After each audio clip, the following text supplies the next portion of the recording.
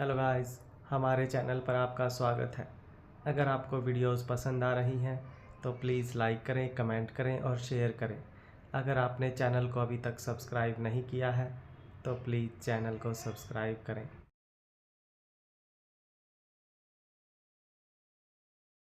उधर सिद्धार्थ पिछले कई दिनों से एक मौके की तलाश में था जब वह आकाश से बात कर सके।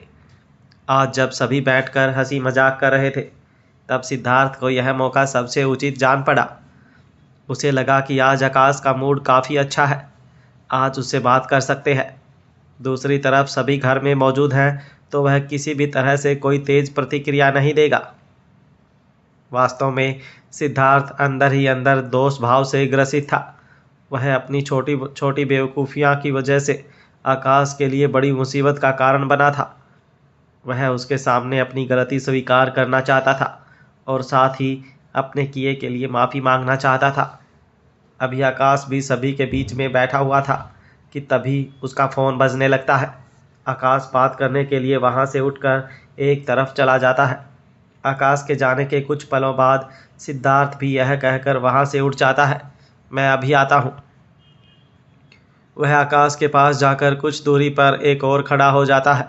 वह आकाश के फ़ोन रखने का इंतज़ार करने लगता है। जैसे ही आकाश अपनी बात खत्म करके मुड़कर वापस आने लगता है तभी सिद्धार्थ उसे रोकते हुए कहता है, आकाश, मुझे तुमसे कुछ ज़रूरी बात करनी है। आकाश हल्के से मुस्कुराता है और कहता है, अभी मेरे हाथ में कुछ भी नहीं है और तुम्हें मेरी सिफारिश की ज़रूरत भी नहीं है। जो भी कहना है वह करण पापा से कह दो, उनका मूड अच्छा है, वह तुम्हें मना नहीं करेंगे। आओ सभी के पास चलते हैं, सभी लोग हमारा इंतज़ार कर रहे हैं। आकाश की यह बात सुनकर सिद्धार्थ लगभग गिड़गिड़ाते हुए कहता है, मुझे शर्मिंदा मत करो, मुझे किसी फंड की ज़रूरत नहीं है। यह सुनकर आकाश के कदम रुक जाते हैं और वह सिद्धार्थ की तरफ देखने लगता है। सिद्धार्थ कहता है, मुझे माफ़ कर दो मेरे भाई, मैंने जो कुछ भी किया वह सिर्फ बदअक्ली की वजह से किया। मुझे अंदाज़ा भी नहीं था कि यह सब हो जाएगा। जब सिद्धार्थ यह सब कह रहा था तो आकाश समझने की कोशिश कर रहा था कि वह किस बारे में बात कर रहा है। अपने स्वभाव के अनुसार वह बिना कुछ कहे लगातार सिद्धार्थ की तरफ देखता रहता है। अब सिद्धार्थ आगे कहना शुरू करता है, मुझे बिजनेस के बारे में तुम्हारे जैसा सेंस नहीं है, इसलिए मैं एक सफल बिजनेसमैन नहीं हूँ। मैंने हमारी कंपनी के लिए कभी कोई अच्छी डील नहीं की और जब कभी तुमने मुझे मौका दिया तो मैंने हमेशा घाटे का ही सौदा किया। मैं तुम्हारी तरह बनना चाहता था, इसलिए उन लोगों के झांसे में आ गया। उन्होंने मुझसे कहा कि मैं उन्हें तुम्हारी हर तरह की मूवमेंट के बारे में जानकारी दूं ताकि वह तुम्हें एनालाइज कर सके। उन्होंने मुझसे यह भी कहा था कि अगर मैं तुम्हारे काम करने के तरीके के बारे में उन्हें बताऊं तो वह मुझे तुम्हारी तरह बनने में मदद करेंगे। फिर सिद्धार्थ की आवाज़ में पछतावा सुनाई देता है, मैं तुमसे बड़ा होकर भी इतनी सी बात नहीं समझ सका कि वह किस तरह से हमारे परिवार को नुकसान पहुंचाने की योजना बना रहे हैं, और वह भी मेरे ही हाथों। यह सब करना मुझे अजीब लगा, लेकिन तुमसे बेहतर बनने के चक्कर में मैंने सब कुछ इग्नोर कर दिया। इसके बाद सिद्धार्थ आकाश को और भी बहुत सारी इसी तरह की बातें कह सुनाता है कि किस तरह से उसकी दी हुई सूचनाओं का फ़ायदा उठाकर उन लोगों ने आकाश को किडनैप कर लिया। सारी बात सुनने के बाद आकाश लंबी गहरी सांस लेता है और अपने दोनों हाथ अपनी पॉकेट में डालते हुए सीधा खड़ा रहकर कहता है, उन्हें उनके किए की सज़ा ज़रूर मिलेगी और तुम्हें माफ़ी मांगने की ज़रूरत नहीं है। बस आगे से सतर्क रहना। मुझे सिर्फ इतना बताओ कि वह कौन लोग थे जिन्होंने गुलेरिया परिवार के खिलाफ इतनी बड़ी साजिश की और तुम्हारे साथ इतनी बड़ी गेम खेली। अब सिद्धार्थ कहता है, मैं पार्टी नेता योगराज की बात कर रहा हूँ। उसी ने मुझे उस नकली personality and mentally growth agency से मिलवाया था, लेकिन अब उन्हें सबक सिखाने की ज़रूरत नहीं पड़ेगी। यह सुनकर आकाश सवाल भरी निगाहों से सिद्धार्थ की तरफ देखता है। सिद्धार्थ जवाब देता है, वह मारा गया। उसकी मौत का राज पुलिस भी नहीं समझ पाई। किसी ने सही ही कहा है, सबको अपनी करनी का फल इसी धरती पर मिलता है। जिस तरह तुम्हारी कार का एक्सीडेंट किया गया था, वह भी एक कार एक्सीडेंट में ही मारा गया है। यह सुनकर आकाश को यह समझने में बिल्कुल देर नहीं लगती कि यह काम रोहित या अनिका में से किसी एक का है और निश्चित ही यह अनिका ने ही किया होगा। सिद्धार्थ कुछ जानता हो या ना जानता हो, लेकिन आकाश ऐसी बहुत सारी बातें जानता था जो एक बड़ा बिजनेसमैन होने के नाते उसे पता होनी चाहिए। फिर अपनी बहन अनिका के बारे में उसे कैसे पता नहीं होता, लेकिन वह अच्छी तरह जानता था कि उसे किस बारे में बात करनी चाहिए और किस मुद्दे पर खामोश रह जाना चाहिए। अब आकाश के चेहरे पर हल्की सी मुस्कान आ जाती है और वह सिद्धार्थ के कंधे पर हाथ रखकर कहता है, जो होना था वह हो चुका, अब सब ठीक है, खुशी का मौका है, बीती बातों को भूल जाओ। यह सुनकर सिद्धार्थ के चेहरे पर बड़ी सी मुस्कान आ जाती है। कितने महीनों से वह इस बोझ को साथ लेकर घूम रहा था और अंदर ही अंदर खुद को हर दिन खुद को कोसा करता था। आकाश की बातें सुनकर वह झट से कहता है, तो तुमने मुझे माफ़ कर दिया? आकाश हल्की सी मुस्कान के साथ सिर्फ अपनी गर्दन हाँ में हिला देता है। अब सिद्धार्थ अपने स्वभाव के अनुसार कहता है, आगे से मैं जो भी काम करूँगा सिर्फ तुम्हारी सलाह लेकर करूँगा, वरना कोई काम नहीं करूँगा। बस तुम यह बात घर में किसी को मत बताना, नहीं तो सब न जाने मेरे बारे में क्या सोचेंगे। आकाश मुस्कुराते हुए वहाँ से आगे आगे चल पड़ता है और उसके पीछे पीछे सिद्धार्थ भी सभी के पास पहुँच जाता है। गुलेरिया हाउस का सीक्रेट हॉल। हर सच्चे आशिक की तरह करण ने भी स्वाति की सलामती की दुआएं की थी। वह अक्सर यही सोचा करते थे कि काश वो दिन आ जाए जब स्वाति उनकी आंखों के सामने सही सलामत खड़ी हो। हर दिन करण के मन में ख्याल आया करते थे कि अगर स्वाति जिंदा होती और उसके सामने आ जाती तो वह क्या कहते, क्या पूछते और क्या करते।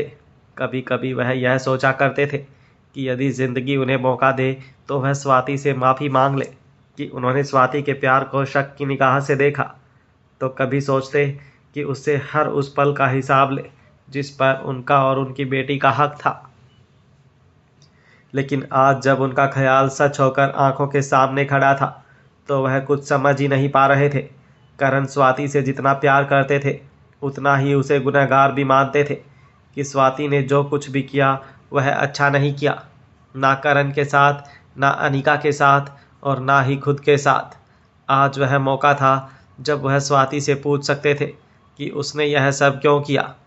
तब जैसे उनका स्वर ही बंद गया था, गले से शब्द ही नहीं निकल रहे थे। दिमाग सुन पड़ चुका था, सोचने समझने की क्षमता साथ नहीं दे रही थी। स्वाति अपनी मजबूरी जानती थी, लेकिन उसके बाद भी कहीं ना कहीं वह भी खुद को कसूरवार मानती थी।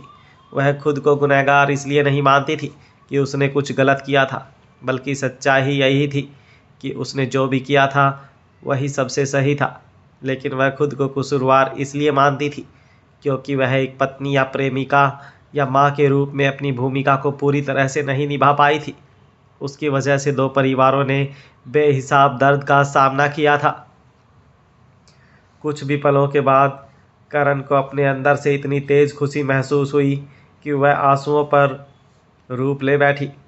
करण को समझ नहीं आ रहा था कि इस वक्त वह कैसी प्रतिक्रिया दे। जिस करण को मुश्किल से मुश्किल परिस्थिति में किसी ने रोते हुए नहीं देखा था, आज न जाने कैसे उनकी आंखों में आंसू छलक आए थे और उन्हें खुद भी यह पता नहीं चल रहा था कि उनकी आंखों से खुशी के मारे मोती लुढ़क रहे हैं। जब उन्हें अपनी आंखों के सामने सब कुछ धुंधला दिखाई देने लगता है तब उन्हें अपनी स्थिति समझ आती है और वह अपने आंसुओं को छुपाने के लिए वह घूमकर खड़े हो जाते हैं। फिर जब करण कुछ देर तक ऐसे ही खड़े रहते हैं तब अनिका उनके हाथ पर अपना हाथ रखती है। तब करण अनिका के कंधे पर अपना हाथ रखकर यह जताते हैं कि मैं बिल्कुल ठीक हूँ, और फिर वह खुद को संभाल कर वापस पहले की तरफ मुड़ जाते हैं। करण की इच्छा हुई कि वह आगे बढ़कर स्वाति को गले से लगा ले और फिर कभी अपनी आंखों से ओझल न होने दे। स्वाति का भी मन हुआ कि वह करण के गले लग जाए और सुकून को महसूस करे जिसके लिए वह सालों से तरस रही है। वह उन्हें दी हुई हर तकलीफ़ के लिए माफ़ी मांग ले।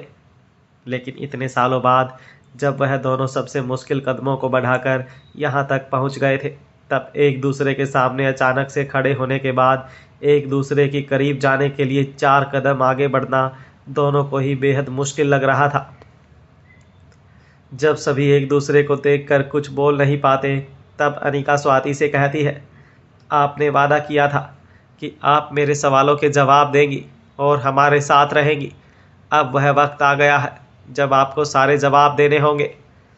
अब तक स्वाति ने हर दिन एक न एक बार मन ही मन इसी दिन की तैयारी की थी कि अगर ज़िंदगी में दोबारा कभी ऐसा मौका आ गया कि वह अपनों के सामने खड़ी हो, तो वह उन्हें क्या जवाब देगी, उस अकल्पनीय स्थिति को कैसे संभालेगी, उन सभी से माफ़ी कैसे मांगेगी। स्वाति इस परिस्थिति में भी जल्द ही खुद को संभाल लेती है और कहती है, मैं तैयार हूँ। तुम जो कुछ भी पूछोगी, आज मैं उसका सही और सच्चा जवाब दूंगी। करण अभी तक भी अपने आप को वर्तमान में ला नहीं पाए थे। वह समझ ही नहीं पा रहे थे कि अचानक से आए हुए इस पल के साथ तालमेल कैसे बिठाए, इस खुशी को कैसे संभाले, या फिर स्वाति से अपने दर्द का हिसाब कैसे मांगे। उनकी आंखों के सामने बीती जिंदगी का एक एक पल तैर रहा था। जो शब्द उनके मन में आकार ले रहे थे, वह जैसे गले में ही जम गए थे। वह सिर्फ अपने सामने खड़े हुए अपने दोनों अजीज़ों को देख रहे थे। यदि इस वक्त कोई करण के चेहरे के हाव भाव और उसकी हालत देख लेता, तो अपनी आंखों पर विश्वास नहीं कर पाता। पहाड़ सा खड़ा रहने वाला आदमी आज नदी सा बहने को था। वह नदी जिसकी हर बूंद हर पल अपना हर कदम सिर्फ सागर में मिलने के लिए आगे बढ़ाती है, जबकि वह बूंद खुद भी नहीं जानती कि वहाँ तक पहुँचना उसके भाग्य में होगा या नहीं। फिर भी वह बहती चली जाती है और लंबे सफ़र के बाद अपनी नियति को पाती है। अब अनिका आपकी आवाज़ में कुछ रोज़ सा झलकने लगता है। उसकी मन में लच्छों के मारे जाने का कहीं ना कहीं अभी भी अफसोस था।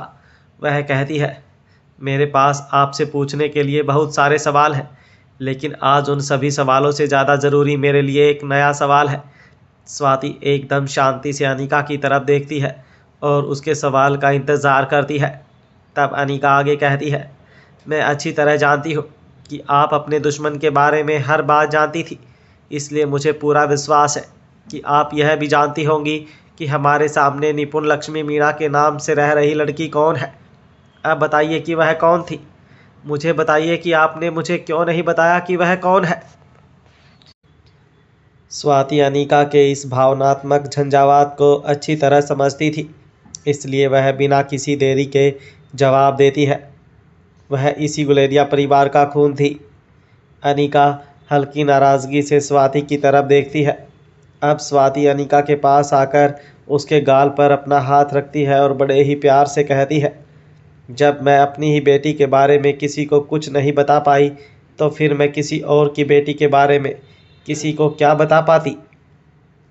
उसकी वास्तविकता को उजागर करना उसके अपने जन्मदाताओं का निर्णय था। फिर वह अनिका से 2 कदम दूर चली जाती है और एक पल रुककर अनिका को समझाने के अंदाज में आगे कहती है, अगर तुम यह सच जान भी जाती तब भी कुछ नहीं कर पाती। उसकी परवरिश जिस तरह से हुई थी, उसके कारण आज नहीं तो कल उसके साथ यह होना तय था। अब अनिका कहती है, अगर आप किसी तरह मुझे एक बार बता देती तो वह बच जाती। मैं उसकी मेमोरी डिलीट करने के लिए ड्रग का इस्तेमाल कर सकती थी, उसे अपनी ज़िंदगी को जीने का नया मौका दे सकती थी। खैर छोड़िए, अगर अब आप मुझे नहीं बताना चाहती थी तो कम से कम सही समय रहते किसी तरह पापा को इस सच के बारे में जानकारी दे ही सकती थी। वह अपने ख़ानदान के खून को ज़रूर बचा लेते और आज मैं इस अपराध भाव से बच जाती। अब स्वाति के साथ मौजूद व्यक्ति, जिसे अनिका बूढ़े बाबा के रूप में जानती थी, वह अनिका से कहते हैं, बेटी अनिका, यह कोई पहली जान तो नहीं जो तुम्हारे हाथों गई है, तो फिर तुम इतनी बेचैन क्यों हो? क्या कोई पहला मुजरिम तुम्हारे हाथों मारा गया है जो तुम्हें इतनी मानसिक परेशानी हो रही है?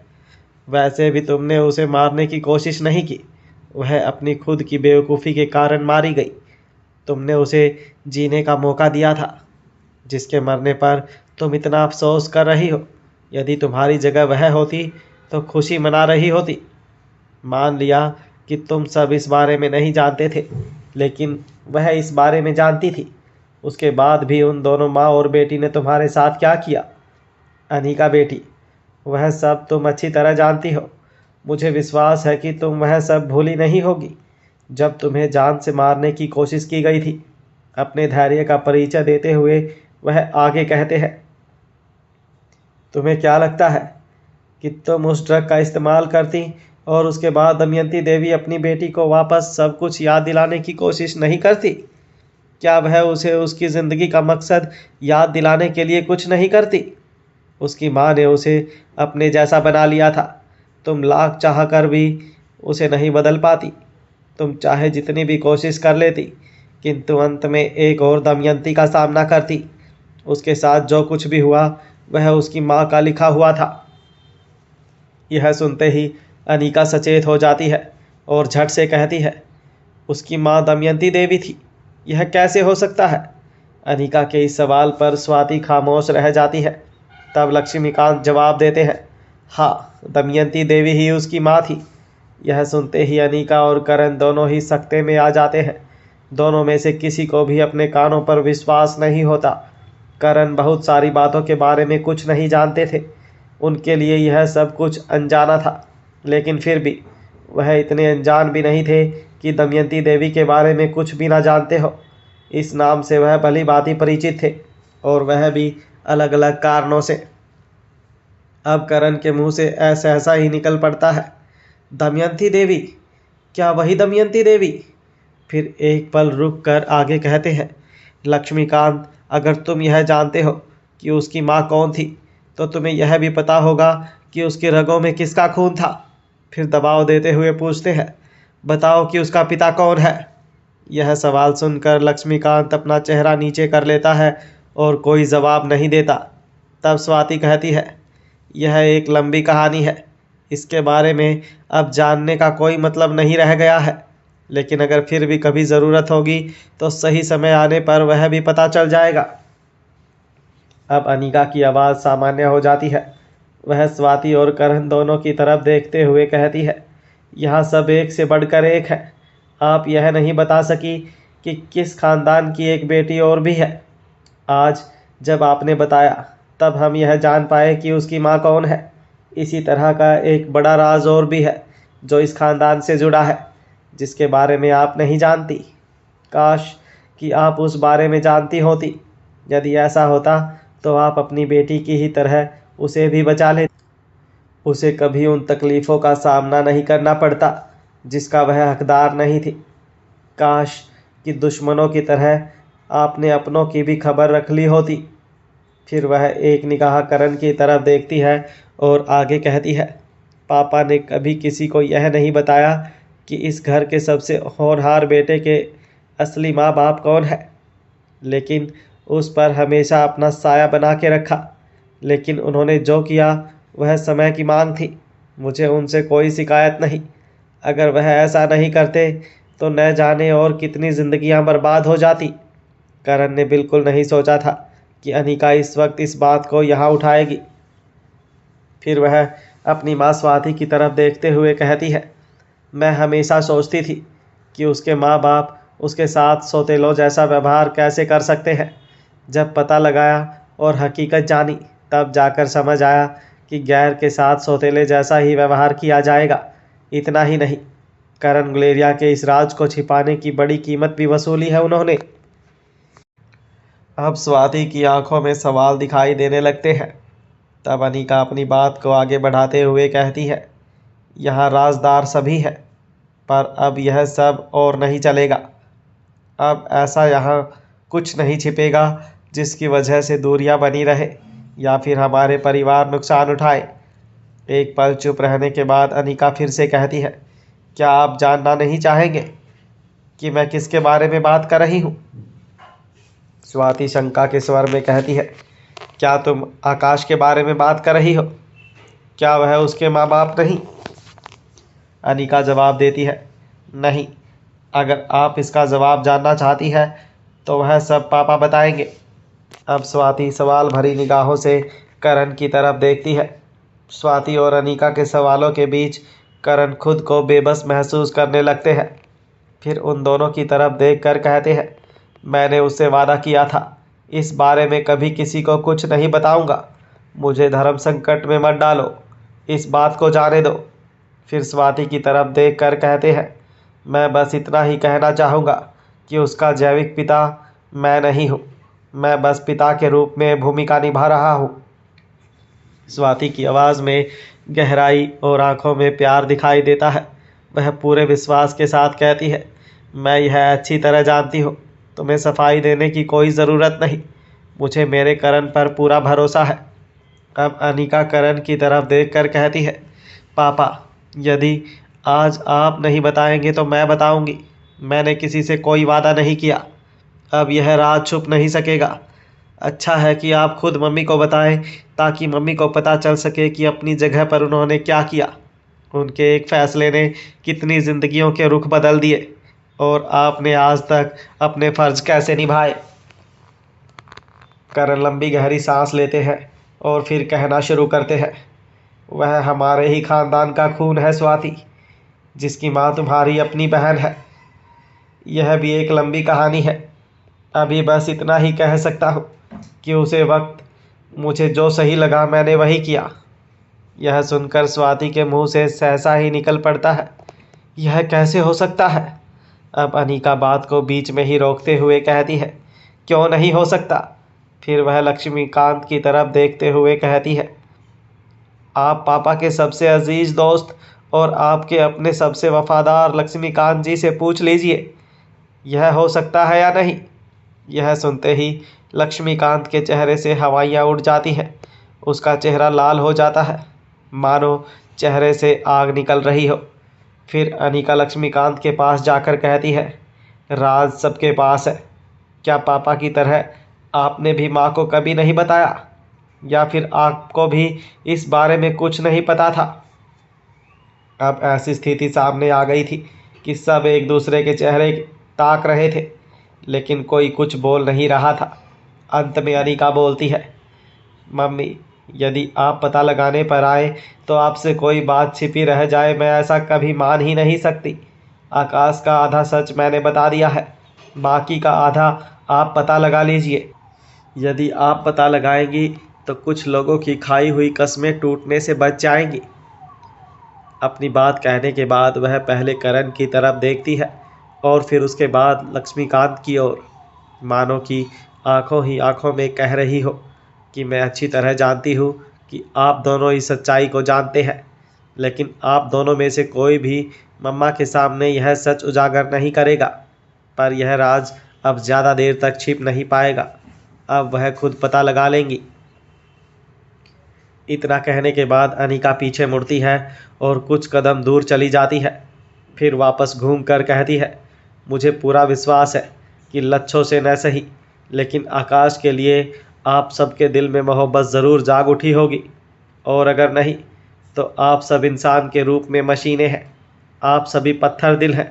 फिर एक पल के लिए चुप हो जाती है और सब की तरफ देखती है, फिर दोबारा से कहती है, यदि मैं सही हूँ तो आपको मेरी बात बुरी भी नहीं लगेगी, क्योंकि मशीनों को कुछ बुरा नहीं लगता, उनमें जब तक क्षमता होती है वह सिर्फ अपना काम करती हैं। यह सब सुनकर भी स्वाति कोई प्रतिक्रिया नहीं देती, लेकिन करण अनिका से कहते हैं, स्वाति से जो नाराज़गी और सवाल तुम्हारे हैं वह मेरे भी हैं, लेकिन तब भी मैं यही कहूँगा कि अपनी माँ के लिए ऐसा मत कहो अनिका। मैं अच्छी तरह समझता हूँ कि बिना माँ बाप के मेरी बेटी ने कितनी मुसीबतों का सामना किया है। उसका पूरा बचपन तबाह हो गया, जिसका बचपन राजकुमारी जैसा होना चाहिए था, उसका पेट भर खाने के लिए भी दूसरों का मुंह देखा। हमारे पास सब कुछ होते हुए भी हम सब हमारे बच्चों के गुनहगार हैं। लेकिन फिर भी मैं यही कहूँगा कि कुछ भी कहने से पहले आज जब मौका है तो हमें तुम्हारी माँ के पहलू को भी जान लेना चाहिए। अब लक्ष्मीकांत अनिका से कहते हैं, अनिका बेटी, अपनी अपनी जगह पर सब सही है। सबके सामने अपने अपने हालात और मजबूरी थी जिनके आगे झुकना पड़ा, अपने अपने फ़र्ज़ और जिम्मेदारी थी जिन्हें निभाना पड़ा। सबके सामने अपने अपने सही और गलत थे जिनमें से चुनाव करना पड़ा। जिसका दिल दूसरे के बच्चों की आहों से फटता हो, उसका दिल अपनी दूध मुही बेटी को छोड़ते हुए कितना रोया होगा, तुम इसका अनुमान भी नहीं लगा सकती। तुम्हें जिंदा रखने के लिए वही एक तरीका था। आज तुम्हें सब पता चल जाएगा। इसके बाद भी अगर तुम्हें स्वाति मैडम गलत लगे, फिर तुम उनके बारे में जो भी कहना चाहो कह देना, मैं नहीं रोकूंगा। इसके बाद कुछ देर के लिए वहाँ सबके चेहरे खामोश दिखाई देने लगते हैं। इससे पहले कि कोई कुछ कहता, अनिका के फ़ोन पर रोहित का मैसेज दिखाई देता है। अनिका बदले में एक मैसेज टाइप कर देती है।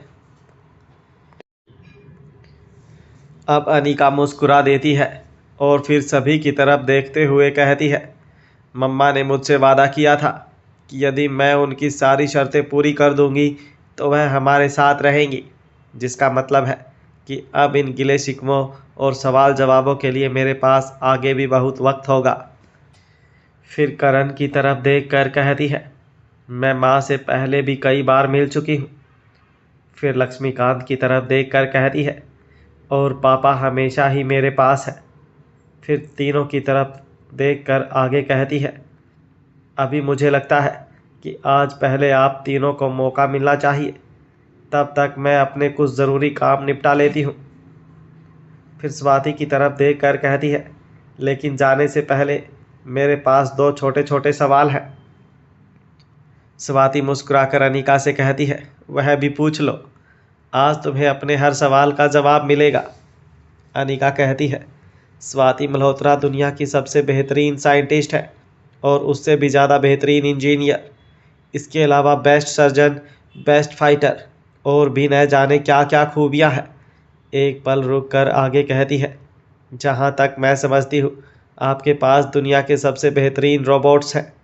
मुझे पूरा यकीन है कि यदि आप चाहती तो प्लास्टिक सर्जरी से अपना चेहरा बदलकर आसानी से इस दुनिया में वापसी कर सकती थी, लेकिन आपने ऐसा नहीं किया। मैं जानना चाहती हूँ कि क्यों आपने ऐसा नहीं किया। स्वाति सलाह देने के अंदाज में अनिका से कहती है, तुम्हारी माँ की तुम्हारे लिए यह सलाह है जिसे तुम्हें हमेशा याद रखना चाहिए। तुम कभी अपने दुश्मनों को इतना हल्के में मत लेना। इसके बाद स्वाति लंबी गहरी सांस लेती है और कहना शुरू करती है, पहला, जब यह सब शुरू हुआ तब मेरे पास इतने काबिल रोबोट नहीं थे। दूसरा, मैं तुम सबके पास इसी चेहरे के साथ आती या चेहरा बदल कर, उससे कोई खास अंतर नहीं पड़ता। इतना तो दुश्मनों ने भी सोचा होगा कि मैं ऐसा भी कोई रास्ता अपनाने की कोशिश कर सकती हूँ। तुम खुद सोच कर मुझे बताओ कि क्या वह इस बात को नहीं जानते होंगे कि चेहरा बदल कर मैं कहाँ जाती। अनिका, मैं तुम ही लोगों के पास आती और वह मुझे आसानी से पहचान लेते। फिर अपनी बात को स्पष्ट करते हुए कहती है, तुम अच्छी तरह से जानती हो कि किसी इंसान को पहचानने के लिए चेहरा मात्र साधन नहीं है। मानवीय शरीर में और भी बहुत सारी चीज़ें हैं जो नहीं बदली जा सकती, जिनकी मदद से किसी इंसान की वास्तविकता को पहचाना जा सकता है। तुमसे बेहतर तरीके से यह बात और कौन जान सकता है। फिर अनिका को याद दिलाते हुए आगे कहती है, उन्हीं में से एक तरीके से तुमने आकाश को पहचाना था। इस तरह अपनी बात का निष्कर्ष देते हुए अनिका से कहती है, इसलिए उस वक्त यह करना फ़ायदेमंद साबित नहीं होता, और जब उन बातों को काफ़ी साल बीत गए तब ना ऐसा करने की ज़रूरत रह गई और ना ही मेरी ऐसा करने की इच्छा हुई, क्योंकि पहला, तुम उनसे टक्कर ले सको, इतने काबिल बन चुके हो, इसलिए तुम्हें हर वक्त मेरे साथ की ज़रूरत नहीं रह गई, और दूसरा, मैं तुम सबसे इसी चेहरे के साथ मिलना चाहती थी। अब अनिका कहती है, मम्मा, मैं आपकी बात अच्छी तरह समझ रही हूँ, लेकिन फिर भी मैं आपसे यह जानना चाहती हूँ कि यदि हमारे साथ रहना अभी भी आपके लिए मुश्किल है तो क्या अब ऐसा करना फ़ायदेमंद हो सकता है। यदि आप चाहे तो अब ऐसा कर सकती हैं। आप जैसा चेहरा चाहे मैं खुद आपको वैसा चेहरा दूंगी। आपकी सर्जरी मैं खुद करूंगी। फिर मुस्कुराकर अपनी माँ के गले में दोनों बाहें डालकर उसकी तारीफ करते हुए आगे कहती है, वैसे मैं जानती हूँ कि आपके चेहरे से ज़्यादा खूबसूरत चेहरा ढूंढना लगभग नामुमकिन है, लेकिन फिर भी हम एक कोशिश कर सकते हैं। फिर सोच कर कहती है, उसके बाद आप चाहे तो पापा की असिस्टेंट या केयर टेकर बन सकती है। फिर दोबारा से कुछ सोच कर कहती है, वैसे मेरे पास इससे भी अच्छा ऑफर है। आप अपने रोबोट ग्रैंड चिल्ड्रन की आया बन सकती है। वहाँ आपके लिए रिसर्च लैब भी है। फिर खुश होते हुए अपनी बाहों को पीछे करके सामने खड़ी होकर आगे कहती है, यदि आप मेरे साथ रहती हैं तो आप पर किसी को शक भी नहीं होगा। अनिका की बात सुनकर स्वाति गहरी सोच में पड़ जाती है। तब अनिका कहती है, मुझे आपके जवाब की कोई जल्दी नहीं है, अच्छी तरह सोच लीजिए। आप और पापा मिलकर जब किसी निर्णय पर पहुंच जाए तो मुझे बता दीजिएगा। इसके बाद फिर कुछ सोचकर अपनी माँ के पास जाती है और उसके पीछे की तरफ से उसके कंधों पर हाथ रखकर अपने चेहरे को झुकाते हुए कहती है, मैंने जो कुछ भी कहा वह सब आपके लिए सेकंड ऑप्शन है। मेरी प्राइमरी विश है कि आप पूरे मान सम्मान के साथ इस घर में मेरी मम्मा बनकर आए। आपको वह स्पेस और रिस्पेक्ट मिले जो आप डिज़र्व करती हैं। अब स्वाति अनिका के गाल पर हाथ रखती है और मुस्कुरा देती है। वह अनिका से कुछ नहीं कहती, बस मन ही मन सोचती है, अगर मैंने ऐसा किया तो वह खुशी तुम लोगों के लिए सिर्फ कुछ पलों की या फिर कुछ दिनों की होगी। मेरे हिस्से की जो लड़ाई तुम पर्दे के पीछे से लड़ रही हो और जिसमें मैं तुम्हारी परछाई बनी हुई हूँ, वह लड़ाई हम सभी को सामने से लड़नी होगी। यह इतना आसान नहीं है मेरी बेटी। अब अनिका एक बार फिर से सभी की तरफ देख कर कहती है, आप लोग बातें कीजिए, मैं अपने दूसरे ज़रूरी सवाल बाद में पूछ लूँगी। ऐसा कहकर वह वहाँ से जाने लगती है। तभी करण अनिका को रोकते हुए कहते हैं, रुको अनिका, जाने से पहले मुझे यह बताओ कि तुम्हें आकाश के बारे में यह सब कैसे पता चला। मैं जानना चाहता हूँ कि वह गलती मुझसे कहाँ हुई जिससे यह राज खुल गया।